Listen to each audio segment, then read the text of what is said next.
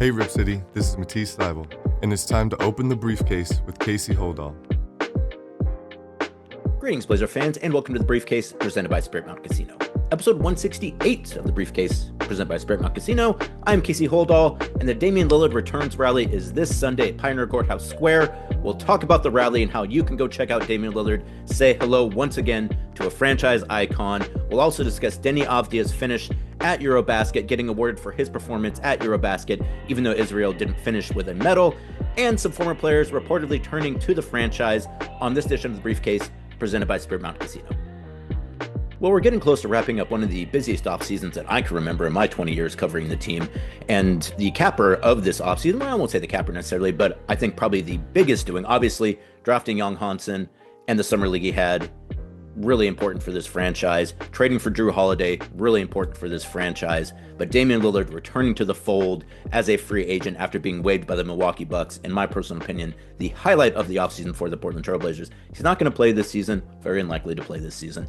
But Damian Lillard is back in town. I'm sure you've seen some of the videos. You've seen his rehabilitation. It's going great. He's doing very well in that rehabilitation. He's very happy to be back, and you will have a chance to say hello to Damian Lillard if you haven't yet already this Sunday at Pioneer Courthouse Square. Trailblazers holding a Dame reunion rally at Pioneer Courthouse Square this Sunday from noon to 2 o'clock. Special rally at Pioneer Courthouse Square. Celebrate the franchise legend Damian Lillard returning to Rip City and getting fans excited for the upcoming season. That's the other part of it as well, is having a little like the season is about ready to start. This is not a new team, but a bit of a different team, and you know, a number of new players added to the team, a number of new coaches added to the team as well. So I think we're going to see some different things here this season in Rip City, and this is a rally to not only celebrate Damian's return, but I think maybe kind of consider some of those changes the team has made, and again, get people excited about going into this 25-26 season. The event is open to the public and will feature a street fair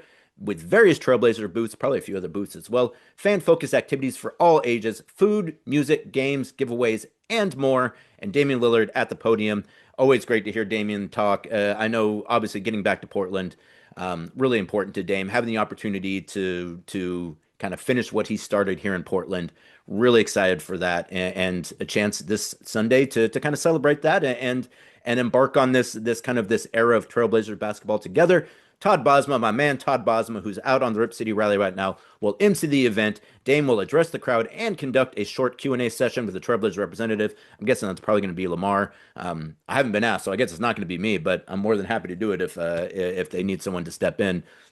Known Dame for quite a number of years now. Fans can expect a community celebration focused on the importance of the Trailblazers to the region, an homage to Lillard's impact on the team and the community, and a rousing rally to get ready for opening night, which is October 22nd.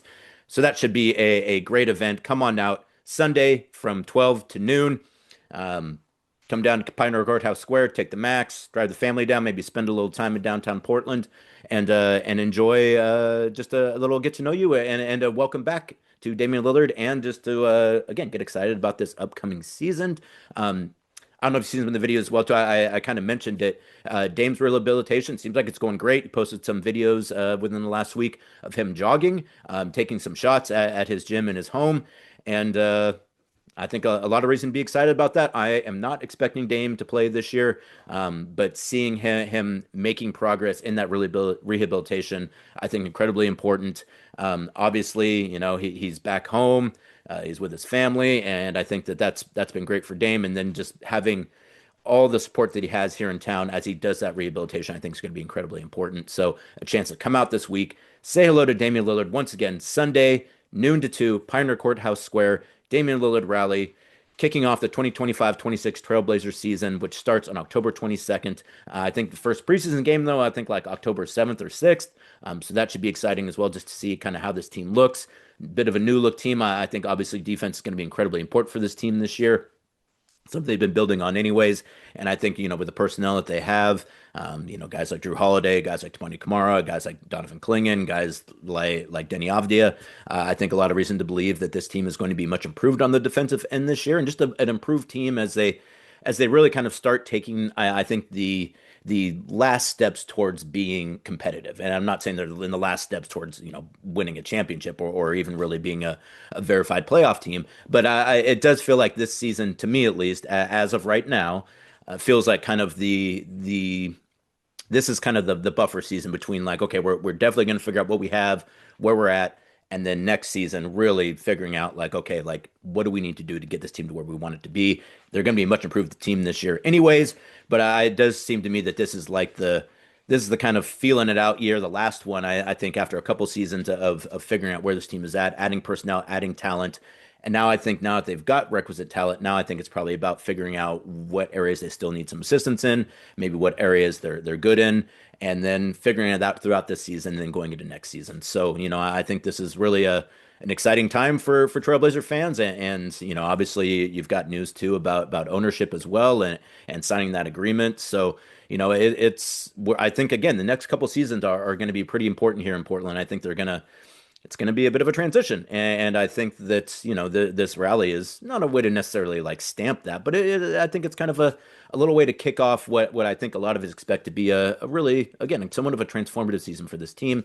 So getting Dame back obviously helps with that. And just an opportunity to get together and celebrate Trailblazer basketball, celebrate Dame, and get excited for this upcoming season. So Sunday, noon to 2, Pioneer Courthouse Square. See you there. But if you're not able to make it to the rally, if you're in Virons further off and not able to make it to Pioneer Courthouse Square for Sunday, if the Rip City Rally is coming by you, you might go ahead and check that out as well. The Rip City Rally every year, various people who work for the team, game ops, broadcasting, sponsorship, marketing, and basically people from all over the organization hit the road for a week and visit various stops to again kind of kick off the upcoming season. Rip City Rally this year already stopped off in Ontario on September 15th at the Four Rivers Cultural Center. I saw some photos from that. Looks like everyone had a great time. But if you're not able to get to the Pioneer Courthouse Square, if you're further off, particularly in the east, some dates for you as well. If you're in Pendleton or around Pendleton, Rip City Rally will be rolling through on the 17th of September at the Pendleton Convention Center. Next day in the Dalles, September 18th at Riverfront Park. And the last day, Gresham, September 19th, Gresham Arts Plaza as well. Rip City Rally hitting all those stops, various activations, get a chance to meet some broadcasters, some people that work for the team. Again, celebrate Blazer basketball, have a few clinics, maybe get some tchotchkes. It's always a good time. So if you're in any of those places or anywhere close to any of those places on any of those dates, once again, Pendleton September 17th, the Dalles on September 18th, and Gresham September 19th. Check out the Rip City Rally. Should be a good time. Rip City Rally every season. Good way to kick off the year between the rally and the Dame rally. I think I think just a really good opportunity to get together and kind of talk about this team and where they're at and where we're hoping to go, and a good chance to get out there and press some flesh and meet the fans that a lot of times maybe don't necessarily get out to Moda Center as often as they would like. We are Oregon's team, we're Washington's team, and we always really I think try to do that as much as we can by getting out into the community and just being reminded like, hey, we really recognize and appreciate all of our fans all over the state, whether you're in Oregon or Washington. Rip City Rally, check it out if you haven't already. If you're in Pendleton, the Dalles, or Gresham, say hello to my buddy Brooke Olsen as well. So you've got the Rip City Rally Monday, Wednesday, Thursday, Friday. You've got the Dame event on Sunday. And if you don't have anything going on Friday night, you can get ready to rock the night away with the legendary classic rock icons Bachman Turner Overdrive at Spirit Mountain Casino. Join the folks at Spirit Mountain on Friday, September 19th for an electrifying evening of timeless hits, unforgettable energy, and a concert experience that will have you singing along all night long. Whether you're a lifelong fan or just discovering BTO for the first time, this is your chance to hear iconic anthems like Taking Care of Business and You Ain't Seen Nothing Yet, performed live at the Northwest premier entertainment destination. Bachman Turner Overdrive has been rocking audiences since the 1970s with their high-octane sound and unforgettable lyrics. Their music defined a generation and continues to resonate with audiences today. This performance is your chance to experience the legendary sound in an intimate, state-of-the-art venue. Tickets are on sale now. I cannot believe tickets are not sold out for this show. Now, to the general public, and you also get VIP packages as well for those looking to elevate their experience. Once again, Bachman Turner Overdrive, September 19th, Spirit Mountain Casino. Elevate your game. And speaking of elevating your game, Deni Avdija was named All-Star second team after leading Israel to the knockout round at the 2025 EuroBasket event, which was won by Germany. Avdija joined Seti Osman of Turkey, Lauri Markkanen of Finland, Jordan Lloyd of Poland, and Nikola Jokic of Serbia on the All-Star second team. They call it like the All-Star 5 and then the All-Star second 5 rather than first team, second team. folks at EuroBasket love to do things just a little bit different, which I really appreciate as well. The All-Star first team is comprised of Dennis Schroeder, who was named, I think, MVP of the entire event, leading Germany to that win. Also, Franz Wagner, also on the first team. They would go on to win EuroBasket, so that makes sense. I believe Germany actually was my pick to win EuroBasket. The Germans have this is like their era, I think, after Dirk. And my theory about international basketball is a lot of times you'll have like one singular athlete who really pops, and then that kind of leads 15, 20 years later to a generation of players who then kind of take that next step. I think we saw that in Spain. I think we're seeing that in Germany now. Obviously, winning EuroBasket, I believe they won the World Cup as well. So Germany really taking that next step in terms of international basketball, putting a lot of players in the league, or at least more players in the league than they have before. And they're seeing the results now at international competitions. So you got Dennis Schroeder and Franz Wagner, who are also on the first team. Luka Doncic, Slovenia, also on the first team. Giannis Antetokounmpo and Alperen Sengun of Turkey, all those guys being first team. Deni Avdija getting second team. Basically, every single player who got first or second team, except for Jordan Lloyd, has played in the NBA. I'm a little surprised Cedi Osman isn't in the NBA. He probably could be in the NBA. Maybe he's enjoying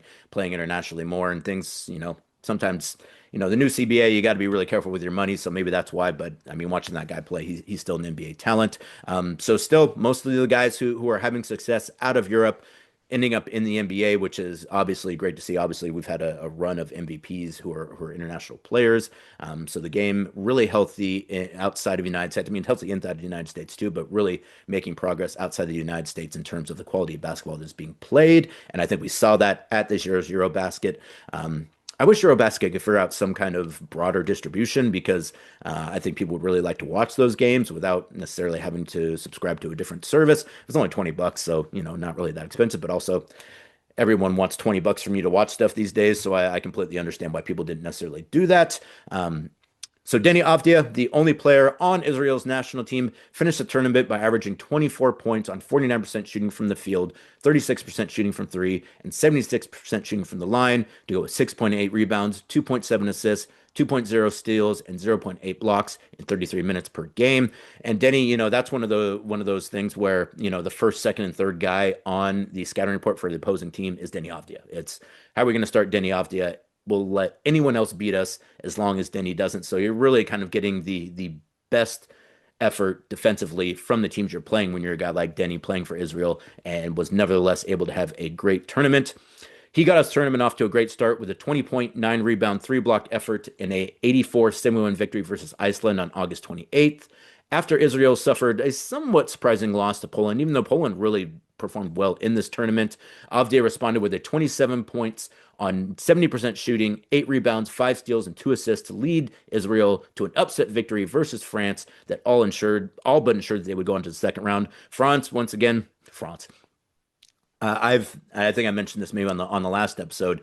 I've really paid close attention to France's national team because of Nick Batum, and their team that always has talent, but just for whatever reason, like has a hard time taking that next step. Now, granted, they didn't have their entire complement of players, no Wemby this year, but they got bounced in the first round of the knockout round, despite having quite a bit of talent.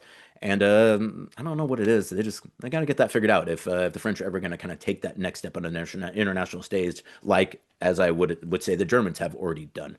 And then after kind of the knockout round, 34 points, 9 rebounds in the matchup versus Luka Doncic and Slovenia, which Israel would end up losing 106-96, which pushed them into fourth in Group D, setting up a matchup versus Greece, one of the favorites.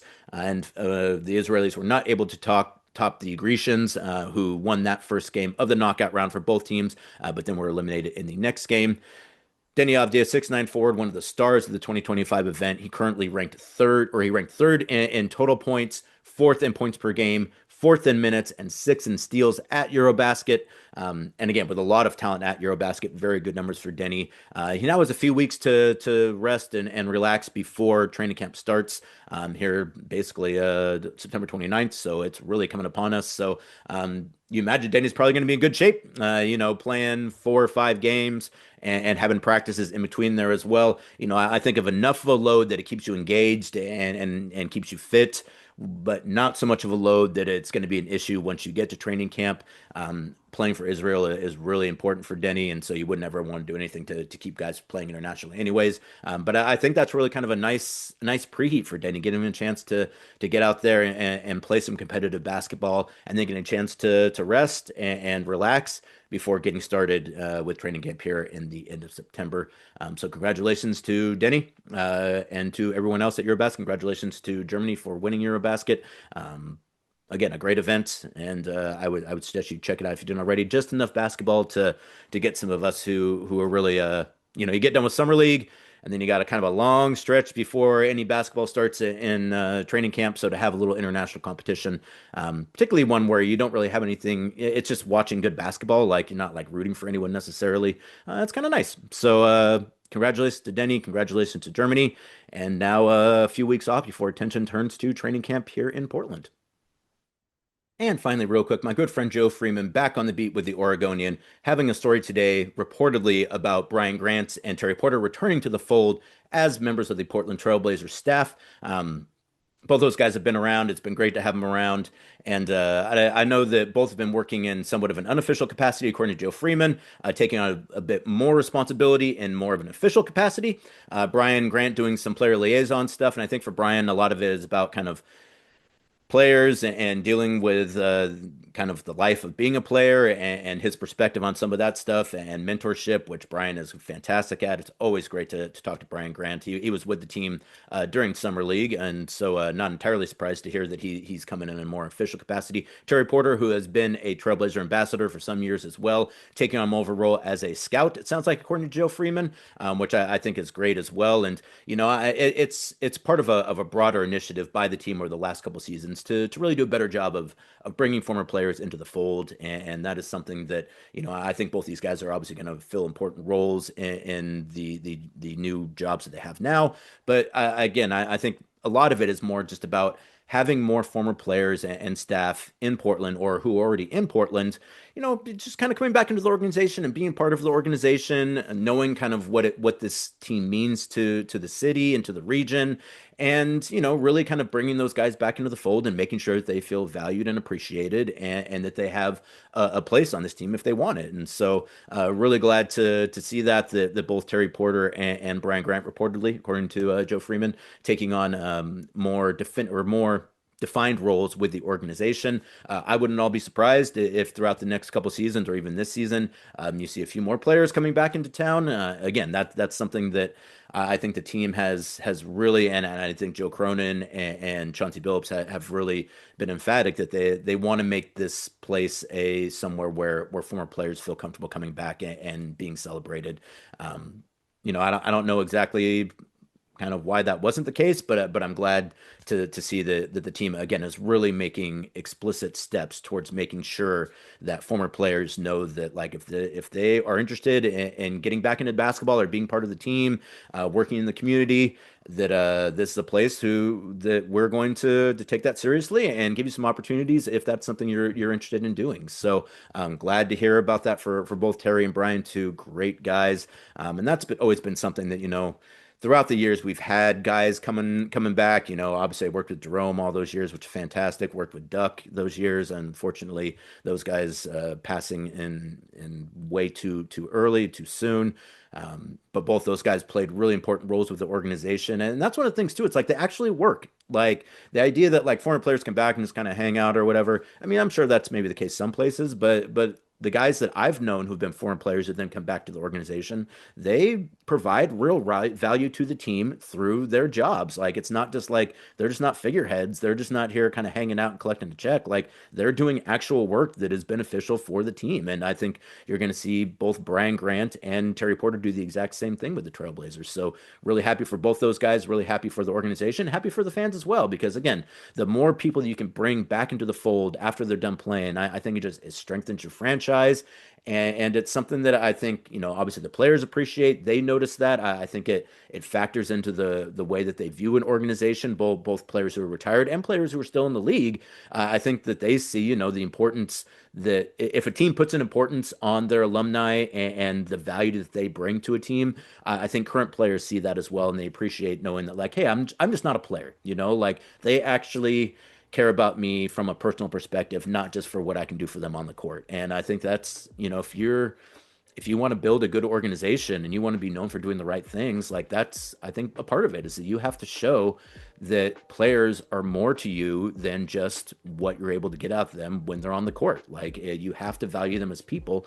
And I think the Trailblazers have really gone out of their way to try to show that, we care about the players and former staff as people, not just as players. And so when they come back, or if they have any interest in coming back, I think the team is very interested in bringing them back into the fold and finding ways that they can be valuable and feel valued. Like I don't think guys want to come in and just kind of hang out and go to events and sign autographs and shake hands. Like they want to feel like they're doing something valuable and important as well. And I think that the Trailblazers have really done a good job recently of accepting that and understanding that and finding opportunities in which they can bring former players back and really give them an experience that is valuable for them after their playing days. And that's going to do it for this edition of The Briefcase. Thank you so much for joining me. As always, more editions as we get closer and closer to training camp, just a few weeks away. So this thing is really going to start to get going. So now is a great time to like and subscribe wherever you get your podcasts. Like us on YouTube as well. We'll be back soon with new editions. Damian Lillard, Sunday, 12 to noon. Check it out. Rip City Rally, Pendleton, the Dalles, Gresham. Check them out. BTO at Spirit Mountain Casino on Friday. Check that out as well. Thank you so much for joining me. As always, I am Casey Holdahl. Go Blazers.